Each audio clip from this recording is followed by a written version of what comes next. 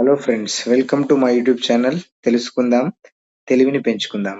ఈరోజు మనం మాట్లాడే టాపిక్ వచ్చేసి వర్షపు నీరు భూమిని చేరినప్పుడు మనకు ఒక రకమైనటువంటి మంచి వాసన వస్తుంది. పరిమళమైనటువంటి వాసన వస్తుంది కదా!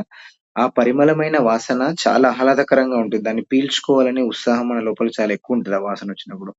ఈ వాసన రావడానికి ప్రధానమైన కారణం ఏంటి అనే అంశాన్ని మనం తెలుసుకుందాం ఈరోజు.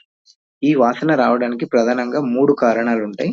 ఫస్ట్ వన్ వచ్చేసి ఎండాకాలంలో మొక్కలలో నుంచి ఒక రకమైన కెమికల్ రిలీజ్ అవుతుంది. ఒక రకమైన ఆయిల్ రిలీజ్ అవుతుంది. ఆ ఆయిల్ అనేది ఆ మట్టిలో కలిసిపోతుందనమాట. ఆ కలిసిపోయి ఎప్పుడైతే వర్షం పడుతుందో, వర్షం పడ్డప్పుడు ఆ ఆయిల్ అనేది ఎవాపరేట్ అవుతుంది. ఎవాపరేట్ అయిపోయి మనకు స్మెల్ అనేది వస్తుందనమాట. మంచి స్మెల్. సెకండ్ రీజన్ వచ్చేసి బాక్టీరియా యొక్క పాత్ర. ఈ వర్షం మట్టి లోపల ఆ మట్టి లోపల యాక్టినోమైసిటిస్ అనే ఒక సూక్ష్మజీవి ఉంటది. బాక్టీరియా సూక్ష్మజీవి. ఈ సూక్ష్మజీవి ఏం చేస్తదంటే జియోస్మిన్ అనే ఒక పదార్థాన్ని విడుదల చేస్తది. ఈ జియోస్మిన్ అనే పదార్థం ఆ చిన్న చిన్న నీటి బుడగల లోపల ఇమిడిపోతుందన్నమాట వర్షం పడ్డప్పుడు. ఆ నీటి బుడగ పగిలిపోయి వెంటనే ఆ జియోస్మిన్ అనేటువంటి పదార్థం బయటికొస్తది.